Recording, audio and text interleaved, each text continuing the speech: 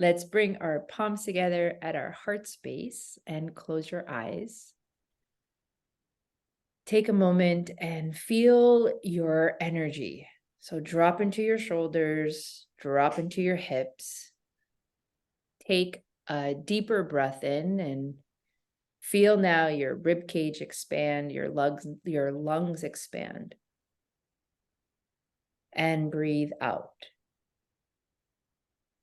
Let's do that again. Take a deep breath in, feel your torso, your body expand. And then release the breath. And we're going to do that one more time. Inhale deeply. And exhale fully. Release the hands back down. And open up your eyes.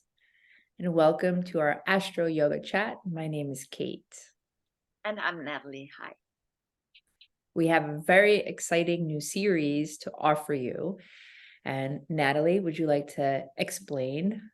Yes, so we are starting on a 12-week journey. We're going to discuss all the houses in astrology. And of course, like always, linking it to yoga. And there are 12 houses, correct? There are 12 houses. So obviously we start with the first one today. And the first one is not just the first house, but is what we refer to as your rising sign. So what is the rising sign? We need to know the exact time of birth for that. And then you punch it in your computer program and it will calculate for you what your rising sign is, which means what sign was on the eastern horizon when you were born. So for instance, for me, both in Western and in Vedic astrology, I'm Leo rising. And then you can link it to the planet, which is, for me, Leo is the sun. And then I would look like, where does the sun go in your chart? But that's the chart ruler.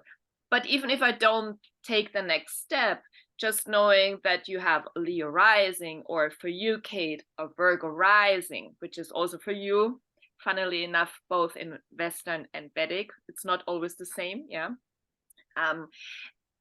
You can say a lot of things about that, yes, because certain risings have a certain stature, like you can see like Sagittarius, because Sagittarius rules hips and thighs.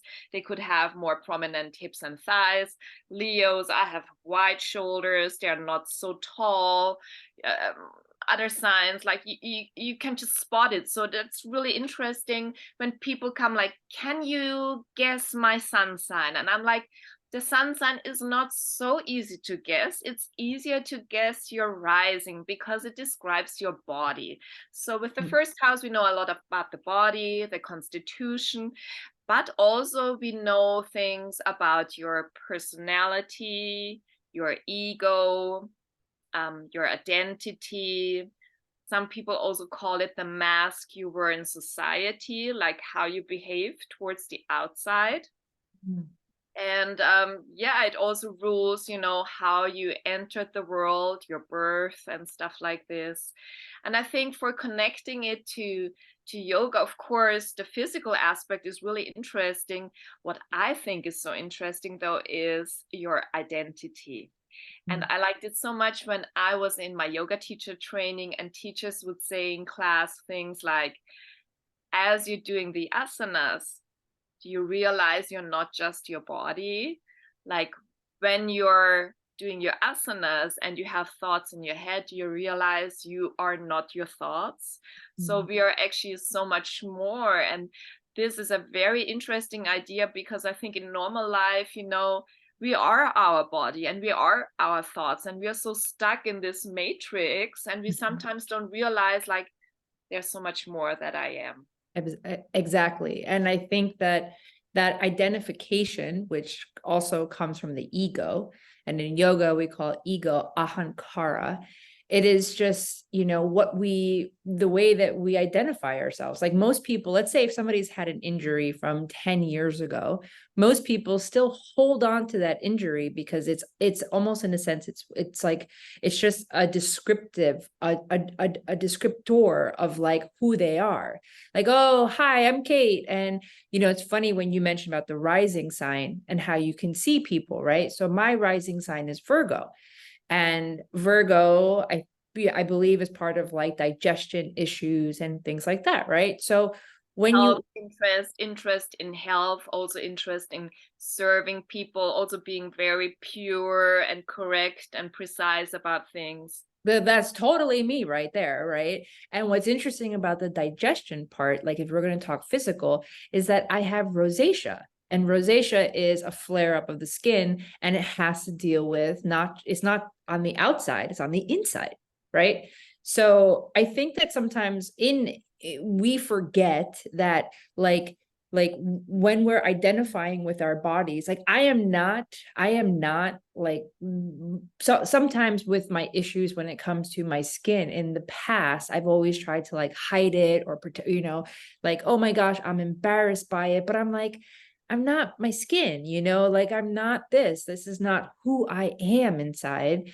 And my yoga practice has gotten me to this place so that way I can connect with more of my intuition, more of my heart and my soul, more of my purpose in life, where all of the descriptors that I've been holding on to, I can now like put some space. They might still be there because we're human. I'm human, like I still want to look good, don't get me wrong, but I'm not holding on to that like that's who I am. And of course, with all the physical aspects, yoga helps you with that. So for instance, I have the malefics in the first house. So Saturn in the first house is definitely reducing my constitution and my vitality a lot. So I'm not an extremely energetic person, although I also have Mars in the first house, who's the athlete. So I'm a very weird mixture also physically of really needing to train a lot, and I like to dance and do yoga, but I also realize a lot I have certain boundaries and I have certain issues. Leo issues is always joints and also heart. So thank God I don't have heart issues yet, but I have joint issues. So, but you can find yoga for whatever body or whatever constitution you have. If you're not very athletic, there is hatha yoga. There is even yoga in chairs, whatever. So there's basic yoga. You don't need to do an advanced vinyasa flow with arm balances and inversions to say you're doing yoga. And you might start off in that place, right, of doing yoga of the more. So what brought me to my yoga mat first was the physical asana practice. It was the asana practice that brought me to the mat. But then once I was on the mat, it shifted and it changed, and I started to study the different other forms of yoga, which I don't know if we've spoken about yet. Have we spoken about like the different limbs of yoga? Just real quick, because this will like start to show us to expand. So yes, of course, you can practice in different ways. You can practice hatha, you can practice vinyasa, you can practice iyengar, you can practice. Now also, let's go even further. The way that you practice yoga, you can practice bhakti yoga. Bhakti yoga means a devotion to God, to whatever your God is, whatever your divinity is you devote yourself to that God. We can practice jnana yoga, which is of the mind and knowledge and philosophy. So big part of my practice is opening up books and reading and being engaged. We can practice raja yoga, which is that physical part, right? We can practice karma yoga, which is service. There are many ways to be a yoga student and to devote yourself on the path of expansion and self-knowledge. And it's not just from the rajas, from that energetic state.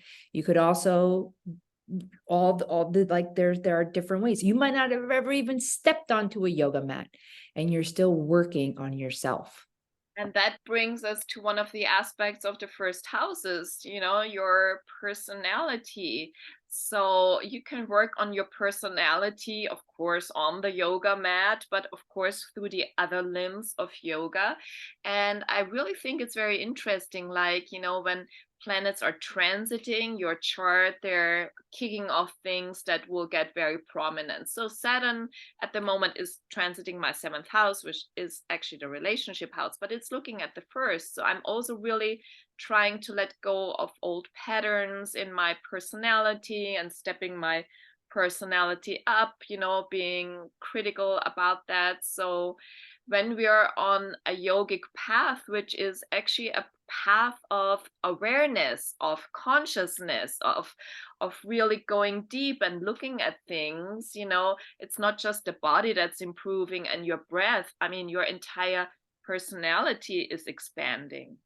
Mhm. I don't know how many times I've said this in the past week, and I think maybe because I was leading a teacher training, so me having to talk to teachers, but yoga continuously, I mean, this might sound very dramatic, but just hear me out. Yoga continuously saves my life. Continuously, it's always there to help me, and it's not about getting better. It's not about fixing and saying something is wrong with me. It's about being present and being available for what actually is happening in your life and around you, and being available to be a part of it and participate in it. Because all those other descriptors, going back to like the way that we describe ourselves and our body and and our personalities and all of these things, you're always changing, for goodness sakes. So we're always changing. So yoga is this constant in my life that allows me to expand, expand, and expand. I think that's beautiful. This week when I was teaching, and I started teaching more basic classes now, and I'm realizing what is hard for people. And then looking back, I see, like, okay, certain things that I can do and can do very easily, is actually a process. So I talk sometimes about proprioception, like, do you really know where your body is in space without having to look into a mirror, which is actually a big part of your yoga practice? And in the end, it just comes down to awareness again. I can feel myself, I know my body, so I'm getting to know my body also better. And it's a huge step in awareness and physicality once you have that. That's awesome. That's awesome. We love yoga. We really do. I mean, yoga has saved my life, and I'm sure, you might not use the same exact words, or like you might, but yoga is a place of where I can grow, I can be myself, and so it's great. And not only can I be myself, but I can understand myself and give myself the space to be who I am, Yes. yeah. Cool. So the first house, right? Have some Your homework for the first house. Please. Oh, do you have the homework? Um, I'll write it down. maybe do something in the week that is physical, and maybe also go on the search for, what do you identify with? What are the labels you put on yourself? Yes. And are they really true? Is that all that you are? Ooh, Hmm. I like it. I like that a lot. Awesome. Good. Shall we close this off together? Yeah, let's bring our palms back at our heart. Taking in all of this conversation, and just taking in the reflection, understanding more about the first house, and understanding more of the expansion of what yoga brings, not just physical. So let's take one deep breath in together. So a big, huge inhale and a big exhale. Release those hands and open up your eyes. Thanks, everyone. And we will see you next week for the second house. Namaste. Namaste.